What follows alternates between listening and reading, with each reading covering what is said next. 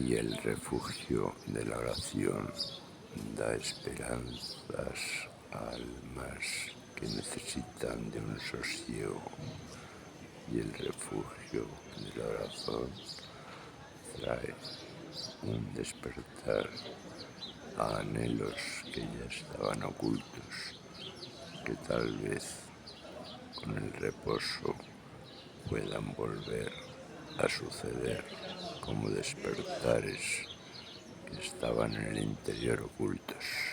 Junto al mar soñé en encuentros por pretender, en historias por entender, en retos en los que proceder, ecos errantes fueron ayer, distantes en la memoria, un tiempo en el que un día poeta tal vez seré.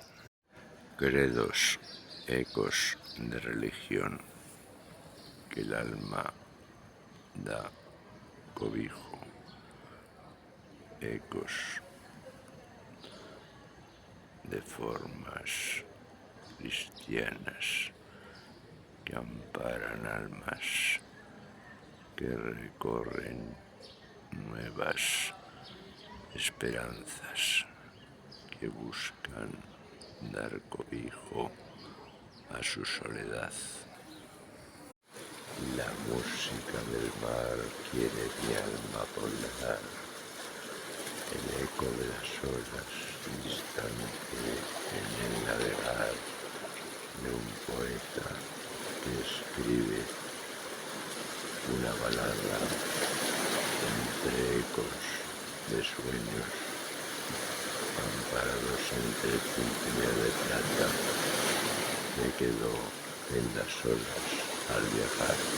Notas inertes del mar, el diapasón, sonatas de plata con las que viajo yo hacia un mundo perdido que tal vez quiera mis sueños ocultar entre los tintineos de plata en algún lugar. Epitafios dormidos junto al mar están, son los sueños que han vivido junto a mí la soledad. Y quedó dormido el tiempo en este lugar, y he fingido, y he vivido, y he soñado despertar. Un eco furioso torrente de plata es, un nuevo amanecer que mi alma tal vez pueda pretender llenar con luz entre palabras como cincel que busca una nueva sonata por pretender. Espacios dormidos, sueños de alma son, espacios pretendidos por albergar mi recuerdo yo, notas a la deriva en algún lugar quedarán prendidas si no mueren en su intento ya.